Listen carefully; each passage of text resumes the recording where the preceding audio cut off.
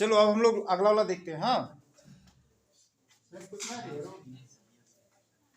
अगला एप्लीकेशन था लास्ट है आपके एग्जाम में। एनसीईआरटी बस इतने ही सा बोला है जो आपके एग्जाम में से एक बोर्ड है उसमें इतने से क्वेश्चन आएगा बेटा। अब application number next electric field ही निकालना रहेगा, लेकिन इस बार एक चार्ज सेल के कारण निकालना रहेगा।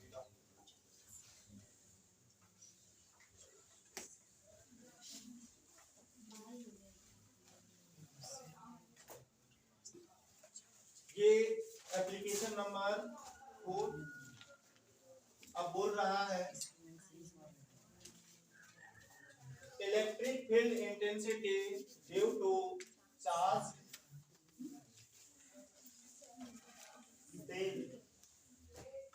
ठीक है, आपके पास एक सेल है और चार्ज सेल के कारण कितना होगा इलेक्ट्रिक फील्ड इंटेंसिटी का वैल्यू, इसी का हम लोग को कैलकुलेशन करना है। ठीक है, अभी समझो ये यहाँ से ना आपके एग्जाम में सब्जेक्टिव पूछे या ना पूछे ऑब्जेक्टिव क्वेश्चन पूछने का बहुत चांस बहुत ज्यादा है ना। तो पहले आप लोग समझ लो आपके पास एक चार्ज सेल है। सेल एक स्फेरिकल शेप का होता है। तो ये देखो ये हम लोगों का एक चार्ज सेल रहा है। इस सेल का अभी अपना कुछ रेडियस है, जैसे अपना कुछ रेडियस है। लेट से कि इस चार्ज सेल का रेडियस r है। अब इसको दिखा देते हैं चार्ज। तो यूनिफॉर्मली चार्ज यहाँ पर डिस्ट्रीब्यूटेड है, देख पा रहे हो चार्ज को डिस्ट्रीब्यूट कर दिए।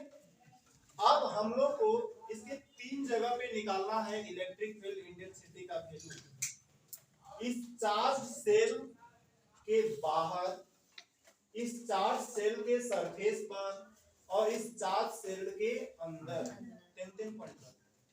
फुटबॉल समझ रहे हो, एक फुटबॉल इमेजिन करो। फुटबॉल में पूरा चार्जेस फैला हुआ है। तो फुटबॉल के बाहर, अब तो फुटबॉल तो 3D फिगर है ना, उसके अंदर लेंथ ब्रेथ सब चीज हम लोग को दिखाई देता है ना, तीनों डायमेंशन होता है। बोर्ड तो हम लोग का 2D है ना, इसलिए इसको एक सर्कल की तरह ले लिए, खाली इमेजिन करना है।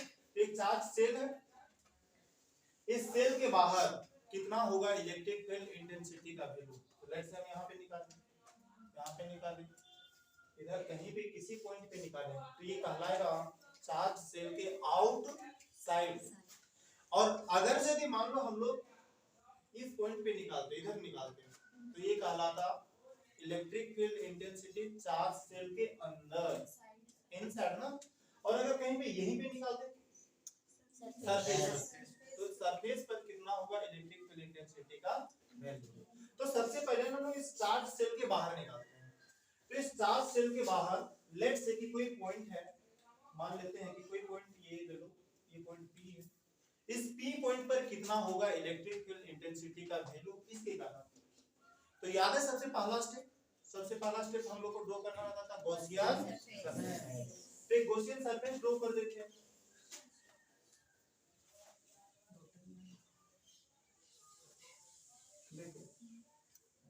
ये रहा एक गॉसियन सरफेस। आप लोग को याद होगा गॉसियन सरफेस एक इमेजिनरी सरफेस रहता है। तो ये गॉसियन सरफेस है। अब इस गॉसियन सरफेस में हम लोग निकाल लेते हैं इलेक्ट्रिक फील्ड इंटेंसिटी का वैल्यू। लेट्स से ये पॉइंट P है, और अगर आप इस गॉसियन सरफेस का रेडियस चेक करेंगे ना तो आपको कुछ दिखाई देगा, स्मॉल r। कुछ तो हमको वैल्यू देना पड़ेगा। तो ये चार्ज सेल का अपना रेडियस है, और जिस पॉइंट पे हम लोग इलेक्ट्रिक फील्ड निकाल रहे हैं उस पॉइंट पर यहाँ से डिस्टेंस दिख रहा है स्मॉल r। इस r में चेक करना है कि कितना होगा इलेक्ट्रिक फील्ड इंटेंसिटी का वैल्यू। चलो अब हम लोग अपने जो स्टेप्स हैं स्टेप्स को फॉलो करते हैं। सबसे पहले एक बात बताओ कि यहाँ पे इलेक्ट्रिक फील्ड इंटेंसिटी का डायरेक्शन किधर होगा। तो प्लस r से निकलता है इंफिनिटी में खत्म होगा। तो हम लोग मान लेते हैं ये जो डायरेक्शन है वो है इलेक्ट्रिक फील्ड इंटेंसिटी। अब आपको एक छोटा सा एरिया वेक्टर मानना पड़ेगा। तो लेट से इस जगह पे है हम लोगों का एक एरिया वेक्टर। अब बताओ इस एरिया वेक्टर का डायरेक्शन किधर होगा, सरफेस के परपेंडिकुलर ना। तो सरफेस के परपेंडिकुलर खींच दिए, हम लोग को ये मिल गया ds का डायरेक्शन। आप कहीं पे भी खींच लो, हर जगह पे आपको ऐसे ही दिखाई देगा। अगर आप इधर खींचते ना तो इलेक्ट्रिक फील्ड इधर जाता, और एरिया वेक्टर वही पे छोटा सा सरफेस ले लेते, उसी जगह पे एरिया वेक्टर हम लोग खींच देते हैं, ठीक है। तो E और ds के बीच का एंगल हमेशा आपको कितना दिखाई देगा, 0 डिग्री, ठीक। अब आ जाओ अपने स्टेप्स पर। सबसे पहला स्टेप क्या होता था, ड्रॉ गॉसियन सरफेस कर दिए। दूसरा स्टेप कैलकुलेट करते थे E डॉट ds, निकाल लेते हैं। E डॉट ds का वैल्यू हम लोग को क्या मिल रहा था, E ds cos थीटा, ये मिलता। फिर अगर आप यहाँ पे चेक कर पाते हैं तो आपको वैल्यू मिल जाता है close integral E ds theta, बताओ एंगल ना, दोनों के बीच का एंगल जो आपको दिखाई देता है cos 0 हो गया, और cos 0 का वैल्यू 1, तो यहाँ से आपको निकल के आ गया E into ds, cos 0 का वैल्यू 1 पुट कर दिया। अब आप लोग एक बात बताओ, ये इलेक्ट्रिक फील्ड तो कांस्टेंट रहेगा, बाहर कर देते हैं, ये हम लोग का अंदर में बच जाएगा cos इंटीग्रल ds, ठीक। तो ये जो गॉसियन सरफेस है, एक स्फेरिकल गॉसियन सरफेस है, और स्फीयर का एरिया कितना होता है, 4 पाई r स्क्वायर। अब इसके जगह पे क्या लिख लेंगे, E into 4 पाई r निकल गया, कैलकुलेट हो गया आपका E डॉट ds का वैल्यू। अब चार्ज इनक्लोज्ड, तो देखो अगर आप इमेजिन कर पाएंगे फुटबॉल का बाहर बाहर तो एरिया होता है ना, तो ये जो देख रहे हो ये आप लोग का यहाँ पे दिया हुआ है, ये सरफेस चार्ज डेंसिटी, और सरफेस चार्ज डेंसिटी तो सिग्मा होता है, ठीक है। तो अगर आप चार्ज निकालना चाहते हैं कि नेट चार्ज कितना इनक्लोज करेगा, तो सिंस सिग्मा बराबर चार्ज बटा एरिया, कुछ याद आया, ये तो आप लोग पढ़े थे, ठीक है। तो अगर आप यहाँ पे Q का वैल्यू निकालते हैं तो Q बराबर क्या मिल जाता है, सिग्मा इनटू एरिया। दिक्कत हुआ नहीं ना, चलो ठीक। अब आप लोग को क्या करना है कि अगला स्टेप हम लोग को क्या बोलना है, अप्लाई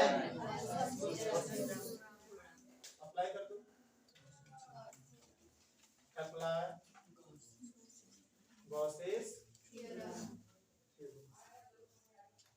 अगर गॉस थ्योरम अप्लाई करेंगे तो क्या बोलना था, close integral E dot ds का वैल्यू किसके बराबर, close integral E dot ds का value q by epsilon not के बराबर, ठीक है। चेक करना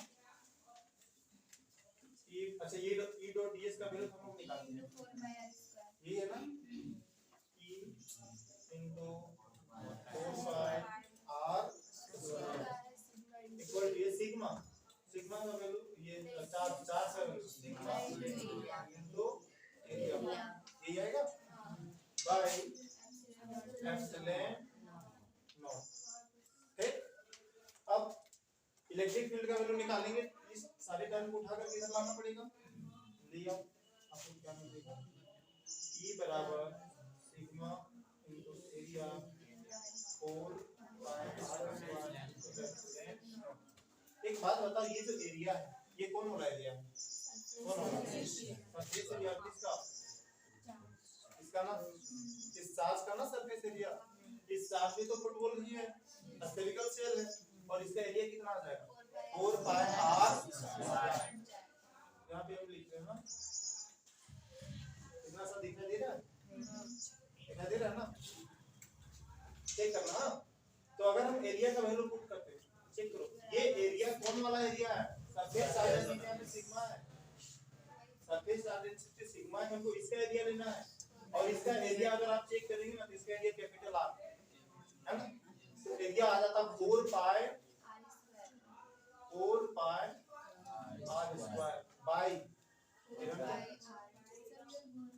4 pi r square into epsilon, कुछ कटेगा, क्या कटेगा 4 पाई के साथ 4 पाई, इलेक्ट्रिक फील्ड का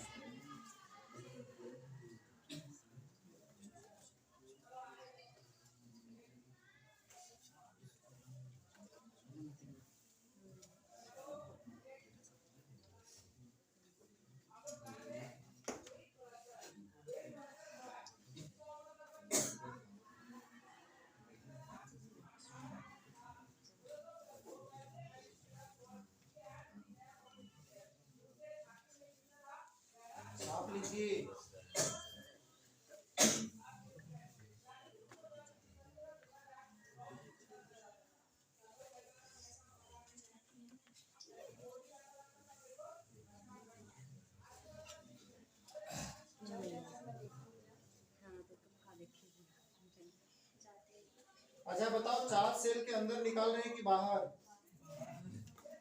चार्ज सेल के बाहर है ना, चार्ज से देखो आउटसाइड, तो कहीं पे अगर लिखना चाहो तो निकाल से लिख सकते हो।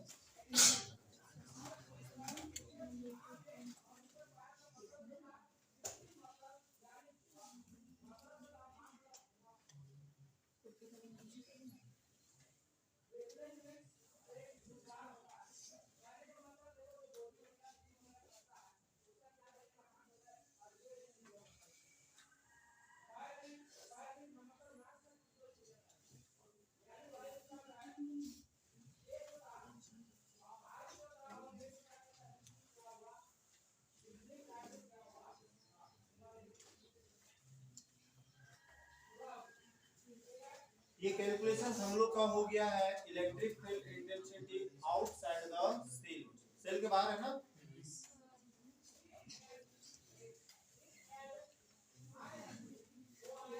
लिख लो, ठीक है मनोज, कुछ नहीं लिखना।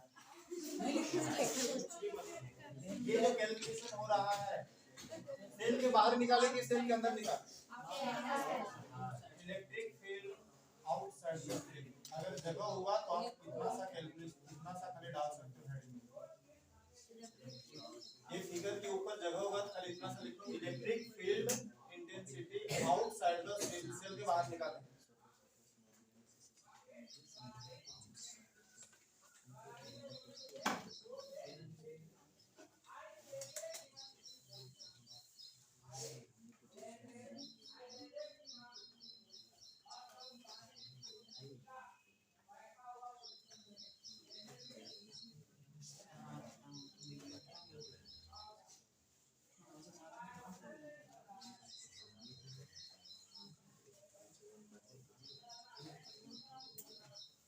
तो यहाँ से ना ऑब्जेक्टिव क्वेश्चंस बहुत बनाता है, कैसे बनाता है, क्या बनाता है, अभी बस थोड़ी ही देर में दिखाता हूँ।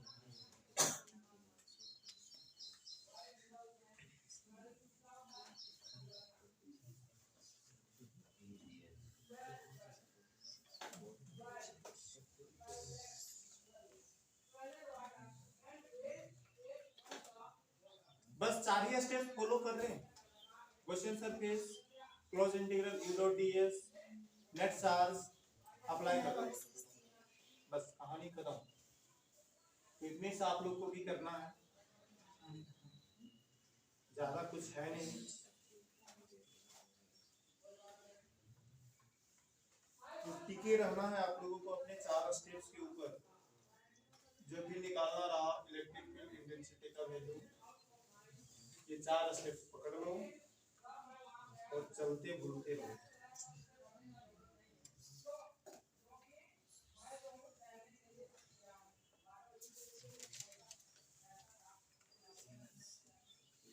अब देखो इस फॉर्मूला में ना हम लोग के पास दो दो रेडियस आया हुआ, मतलब दो दो आर आया हुआ है, डिस्टेंस दो दो है ना, तो हम लोग ना इस फॉर्मूला में एक ही आर रखना चाहते हैं।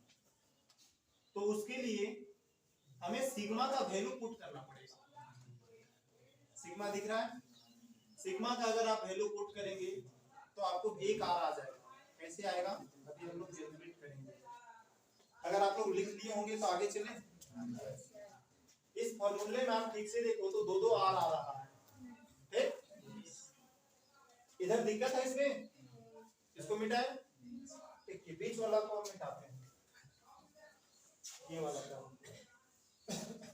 चेक करना। हाँ इसको देखो ठीक से, E बराबर सिग्मा इंटू आर स्क्वायर बटा आर स्क्वायर इंटू एप्सिलॉन। आप यहाँ पे चेक करिए सिग्मा क्या था, सिग्मा ये था सरफेस चार्ज डेंसिटी, और सरफेस चार्ज डेंसिटी आप लोग जानते हो, ये होता है चार्ज बटा एरिया, ये जानते हो ना। तो अगर हम इस एरिया देखो, इसका एरिया जानो लिख देते हैं हम क्यू बटा, अगर आप इसका एरिया निकालते हैं तो आ जाता 4 पाई आर स्क्वायर, ये मिलता ना। तो देखो यहाँ पे ये सिग्मा, अगर हम लोग सिग्मा का वैल्यू पुट करते हैं हम लोग को मिलता चार्ज बटा 4 पाई आर स्क्वायर, ठीक है। यहाँ पे सिंस सिग्मा बराबर चार्ज क्यू ना बटा 4 पाई आर स्क्वायर, कोई दिक्कत? कर देते तो आपको क्या दिखाई देता, E बराबर सिग्मा का वैल्यू Q बटा 4 pi R square into R square बटा ये R स्क्वायर इनटू एप्सिलॉन। देख रहा ये R स्क्वायर से ये R स्क्वायर कट जाता। अब आपको ना ऐसा दिखाई देगा 1 बाय 4 पाई एप्सिलॉन Q बटा R। याद करो यही वाला आप लोग निकाले थे पॉइंट चार्ज के कारण इलेक्ट्रिक फील्ड इंटेंसिटी। याद है एक पॉइंट चार्ज के कारण इलेक्ट्रिक फील्ड इंटेंसिटी जितना होता है एग्जैक्टली उतना ही मिलता है एक स्फेरिकल सेल के कारण आउटसाइड इलेक्ट्रिक फील्ड इंटेंसिटी। आ जाएगा।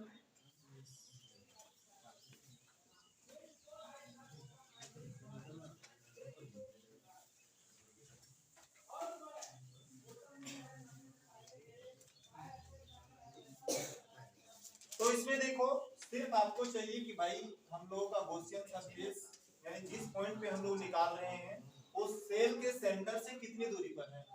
सेल के सेंटर से स्मॉल आर ठीक। अब इसमें दो दो आर नहीं दिखेगा। हो गया। अब यहाँ पे दूसरा कैलकुलेशन हम लोगों को करना है। अच्छा यहाँ पे ई और आर में पहले रिश्ता देखो, ई और आर में कैसा रिश्ता है। यही से आपके एग्जाम में ना ऑब्जेक्टिव क्वेश्चन पूछता है। ई जो है वो आर के साथ कैसा रिश्ता रखा है 1 बटा आर स्क्वायर। ठीक है। तो सोचो ये बोल रहा है कि जैसे जैसे डिस्टेंस बढ़ते जाएगा इस इलेक्ट्रिक फील्ड इंटेंसिटी का वैल्यू वैसे वैसे घटते जाएगा। ऐसे होगा ना इस सेंटर से आप जितनी दूर में निकालो इलेक्ट्रिक फील्ड का वैल्यू वैसे वैसे वैसे घटते जाएगा। दूर जाएंगे इलेक्ट्रिक फील्ड का वैल्यू ठीक। लेकिन अगर हम लोग इस सरफेस में निकालते तो ठीक करना हाँ इस सरफेस में अगर इस सरफेस में निकालते तो कैसा होता ठीक। तो ये हम लोग को मिल जाता इलेक्ट्रिक फील्ड इंटेंसिटी का वैल्यू एट द सरफेस पर। हाँ बी नंबर लिख लेते हैं electric field intensity at the surface ठीक। अब ऊपर में हम लोग का लिखा हुआ है चार्ज से यानी कि हम लोग इलेक्ट्रिक फील्ड निकाल रहे हैं किसके सरफेस पर चार्ज सेल के सरफेस पर। तो देख रहा हाँ देखो ये तो हम लोगों के पास चार्ज सेल था। अभी याद करो इसका वैल्यू कैपिटल आर था। यहाँ पे चार्जेस इस तरीके से प्रेजेंट था।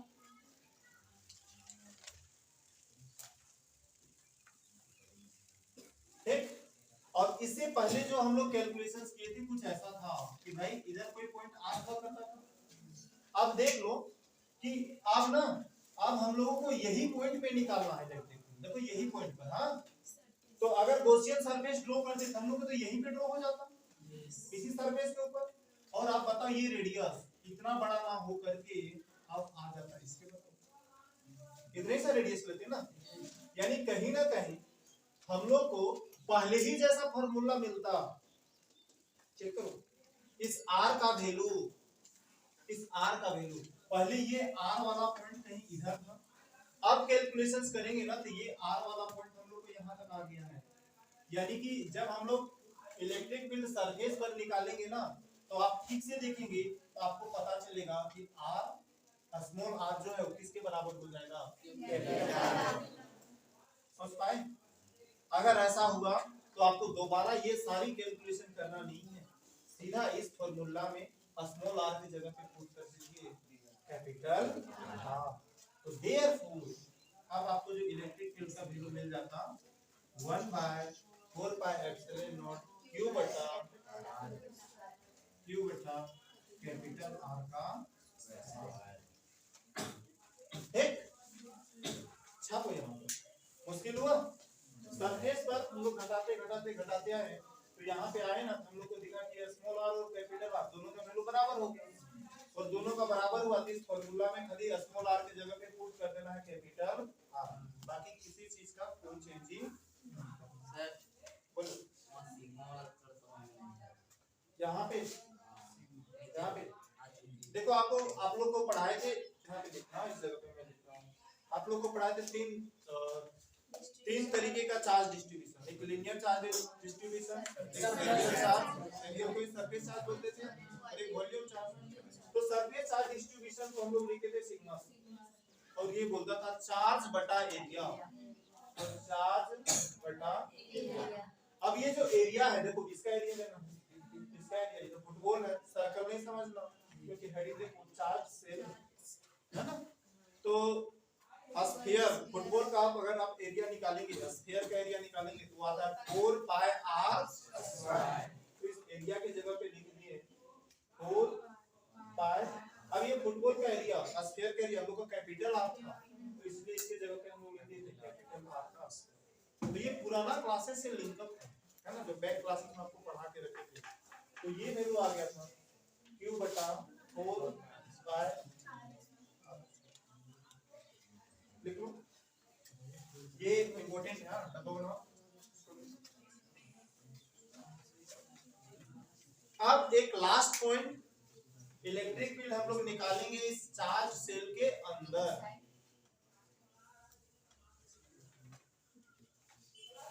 एक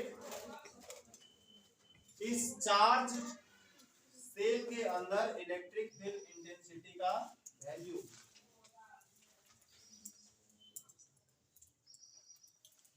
तो B को चेंज करें C से,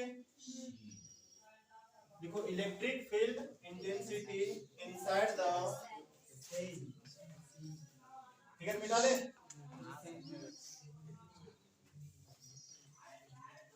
ये C आएगा, और लास्ट है हाँ electric field inside the cell. तो सुना इधर रे वाले, इधर देखो, तो ये हम लोग का सेल है, मान लेते हैं ये प्लस चार्जेस इसी के ऊपर बैठा हुआ है ना। अब अगर इसके अंदर हम लोग को चेक करना रहता, तो लेफ्ट से ये रहा गॉसियन सरफेस, तो ये इसका सेंटर है, ये गॉसियन सरफेस रहा, गॉसियन सरफेस का कुछ डिस्टेंस हम लोग मान लिए, कुछ रेडियस है ना r है, ये तो चार्ज स्फेरिकल सेल का रेडियस है, बड़ा r है, ठीक। तो बाकी चलो इधर हम लोग का सब कुछ कैलकुलेशन होते चलता। आप लोग खाली एक बात बताओ, ये जो गॉसियन सरफेस है, ये जो है हम लोग को गॉसियन सरफेस, ये गॉसियन सरफेस कितना चार्ज अपने अंदर रख रहा है, ठीक है, बताओ। Charge enclosed bye Gaussian surface, कोई सोच सकता है इस गॉसियन सरफेस के अंदर कितना चार्ज है? सोचो बढ़िया, कोई भी चार्ज नहीं है, क्योंकि चार्जेस तो सब बाहर में है, फुटबॉल के ऊपर सरफेस में है ना, उसके अंदर में हम निकाल रहे हैं भाई यहाँ पे कितना चार्ज है, तो यहाँ पे कोई चार्ज नहीं है। अगर कोई चार्ज नहीं है तो हम लोग लिखेंगे Q बराबर 0। अप्लाई करो गॉस थ्योरम, देखो गॉस थ्योरम क्या बोलता था, close integral E dot ds का वैल्यू Q बटा एप्सिलॉन नॉट, इसका वैल्यू निकल के आ जाता E ds cos थीटा, कुछ होता हमें नहीं पता, लेकिन इस Q का वैल्यू तो 0 हो गया है, हमें इसमें से पता चल गया 0 हो गया ना। तो 0 के साथ यहाँ पे इलेक्ट्रिक फील्ड को बाहर लेके आओ, ये बाहर आ गया, close integral ds cos theta, ये देखो 0 और नीचे एप्सिलॉन नॉट, कैलकुलेशन कर दें, 0 आ गया, हमें इलेक्ट्रिक फील्ड से बाकी सारे टर्म को उठा करके इधर ले आओ, तो ये आ जाएगा 0 बटा close integral ds cos theta, कितना आ जाएगा बोलो, 0 कैलकुलेट होगा, ds cos थीटा कैलकुलेशन हो करके 0 मिल जाएगा। तो इलेक्ट्रिक फील्ड आपको क्या मिल गया, इलेक्ट्रिक फील्ड को सीधा 0 मिल गया, कहां पर, इनसाइड द सेल। और ये ना एक बहुत बहुत बढ़िया चीज है जो अभी आपको थोड़ी देर में बताएंगे। देखो नो डाउट ये चार्ज, ये जो सेल है वो चार्ज है, लेकिन उसके अंदर चेक करोगे ना, चार्ज के अंदर, उस चार्ज सेल के अंदर, तो वहां पे कोई इलेक्ट्रिक फील्ड प्रेजेंट नहीं है, इलेक्ट्रिक फील्ड का वैल्यू 0। यहाँ से फिगर बना लो, इसको लिखो, खत्म हो गया है ये तीनों हम लोग का, खत्म हो गया इनसाइड आउटसाइड सब चीज खत्म। अब थोड़ा सा ना हम लोग सोचने का कोशिश करेंगे कि इलेक्ट्रिक फील्ड का वैल्यू किस जगह पे ज्यादा रहा और किस जगह पे कम रहा, क्योंकि एग्जाम में क्वेश्चन यहीं से पूछता है, ऑब्जेक्टिव क्वेश्चन यहीं पे पूछ देता है कि किस जगह पे इलेक्ट्रिक फील्ड का वैल्यू ज्यादा और किस जगह पे इलेक्ट्रिक फील्ड का वैल्यू कम, एक चार्ज स्फेरिकल सेल के कारण। देखो गॉसियन सरफेस है, यहाँ पे कोई भी चार्ज इनक्लोज नहीं कर रहा है, अपने अंदर कोई भी चार्ज नहीं रख रहा है, और अगर कोई भी चार्ज नहीं रखा तो भाई पक्के से इलेक्ट्रिक चार्ज जीरो हो गया। जब चार्ज जीरो हो गया तो इलेक्ट्रिक फील्ड जीरो हो जाएगा। आप लोग को याद होगा कि इलेक्ट्रिक फील्ड लाइन चार्ज से ही निकलता है, पॉजिटिव चार्ज या नेगेटिव चार्ज, और अगर चार्ज ही नहीं रहा तो इलेक्ट्रिक फील्ड नहीं निकलेगा। दिक्कत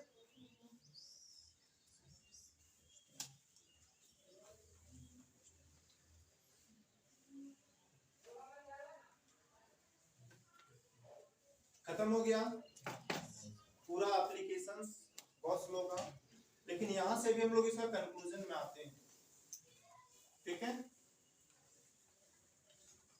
तो इस चार्ज सेल के अंदर कहीं पे भी निकाल लो, अंदर में इनसाइड, तो सीधा इसका वैल्यू आपको क्या मिल जाएगा, इलेक्ट्रिक फील्ड का जीरो। और जैसे जैसे आप बाहर की ओर जाएंगे, चार्ज सेल से जैसे जैसे बाहर की ओर जाएंगे वैल्यू घटते जाएगा।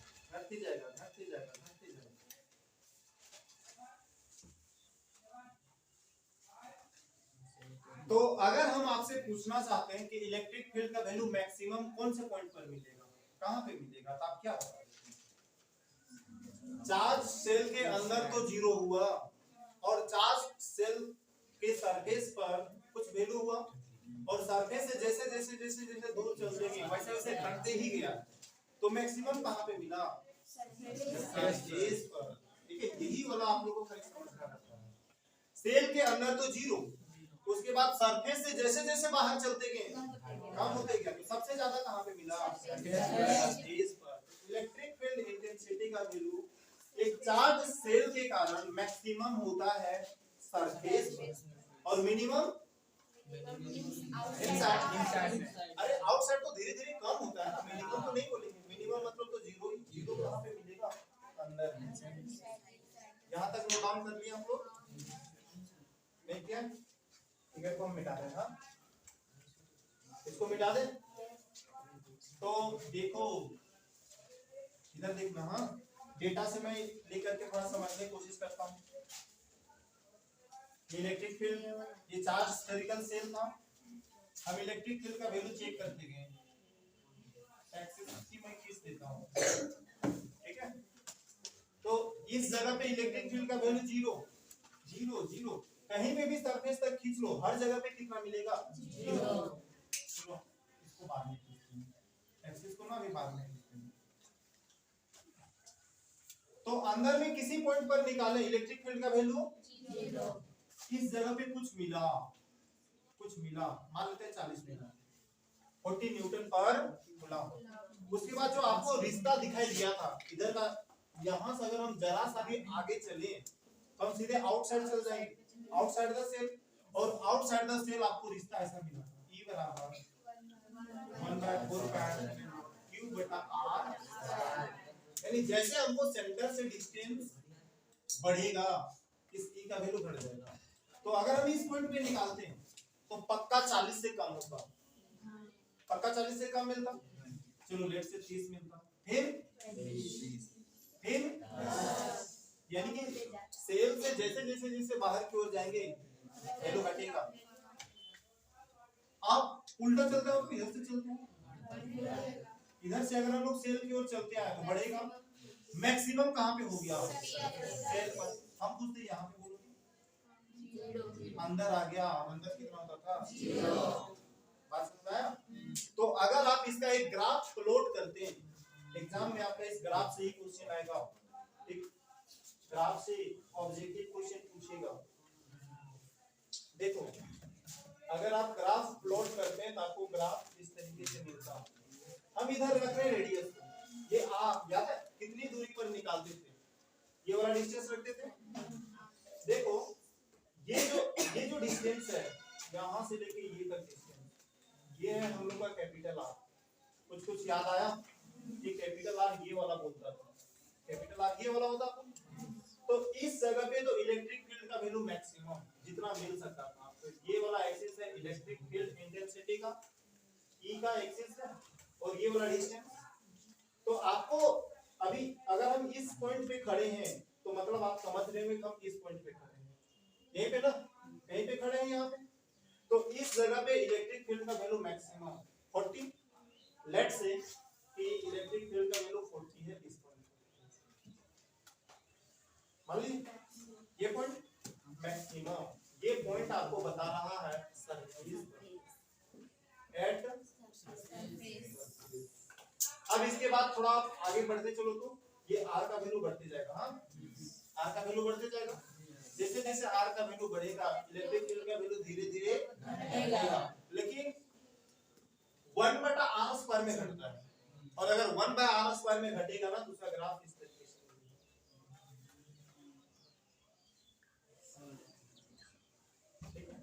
ठीक है, धीरे धीरे डिक्रीज कर रहा है। ये आपको मिला electric field, electric field 1/r²। लेकिन अगर आप सोच पाएंगे तो ये कैलकुलेशन ये है आउटसाइड द सेल, इनसाइड तो ये इनसाइड कोई इलेक्ट्रिक फील्ड नहीं है, ये हो गया आपका इनसाइड। इनसाइड इलेक्ट्रिक फील्ड कितना है 0। तो मैक्सिमम कहां पे मिला सरफेस पर, इस सरफेस पर आपको मिलता है मैक्सिमम इलेक्ट्रिक फील्ड। उसके बाद जैसे बाहर चलते जाओ धीरे धीरे धीरे धीरे तो एग्जाम में क्वेश्चन पूछेगा कि सेल के कारण मैक्सिमम इलेक्ट्रिक फील्ड कहां पे होता है सरफेस पर, 0 कहां पे होता है इनसाइड। तो इसके अंदर इलेक्ट्रिक फील्ड का वैल्यू क्या है 0। ठीक है। एक क्वेश्चन आप लोगों से, मान लीजिए आप बरसात में किसी जगह पे खड़े हो और आपके पास दो चॉइसेस दिख गया। एक मस्त लकड़ी का घर बना हुआ है, इस तरीके से ऊपर में सीटा डाला हुआ है, इस तरीके से ऊपर में ना लकड़ी डाला हुआ है बढ़िया एकदम प्लाई वाला, जिसके अंदर पानी नहीं गिरेगा। और आपके सामने ना एक कमरा सा कार खड़ा है, कार गाड़ी। आपको पानी से बचना है ना, कहाँ पे जाना पसंद करोगे? कार के अंदर या तो फिर उस घर के अंदर जो लकड़ी से बना हुआ है? बोलो सामने दो, मान लो दोनों सामने, दोनों घर के अंदर। तो घर के अंदर जाएंगे तो गड़बड़ हो जाएगा। अभी ये दिख रहा ये सेल था, अंदर से खोखला था, कार देखते हो अंदर में खोखला लगता है। आप जाकर के मस्त सीट में बैठ जाओ, इलेक्ट्रिक लाइटनिंग होगा, बारिश में देखो थंडरिंग होता है, गरज मलक होगा। अगर इस कार के ऊपर भी आकर के गिर जाए इलेक्ट्रिसिटी, कोई फर्क हमें नहीं पड़ने वाला। क्यों नहीं पड़ने वाला? चेक करो इनसाइड इलेक्ट्रिक फील्ड, चेक करो इनसाइड इलेक्ट्रिक फील्ड चेक करो। आप बिल्कुल सेफ रहेंगे। कहां पे? कार के अंदर बिल्कुल सेफ रहेंगे। लेकिन अगर लकड़ी वाले घर में चले जाते हैं तो भाई चीरते फाड़ते पार हो जाता है ना। तो सेफ कहां पे है? कार में सेफ है। क्यों सेफ है? देखो अंदर से खोखला है, ये देखिए तो सेल अंदर से खोखला था, बाहर में तो बहुत सारा चार्ज प्रेजेंट था, लेकिन इसके भीतर चेक किसी पॉइंट पे इलेक्ट्रिक है, यहाँ पे इलेक्ट्रिक बिल्कुल। तो सेफ होता है हम लोगों को कार के अंदर रहना कंपेयर टू जो लकड़ी वाला घर रहेगा या कोई भी नॉर्मल घर रहेगा उसके तुलना में कंपेयर होता है, सेफ होता है हम लोग घर के जो कार के अंदर। ठीक है, आज से क्लास बस सारे कोर्सेज का एप्लीकेशन खत्म हो गया, बाकी कुछ बचा हुआ नहीं है। अब हम लोग देखेंगे ये ग्राफ बनाना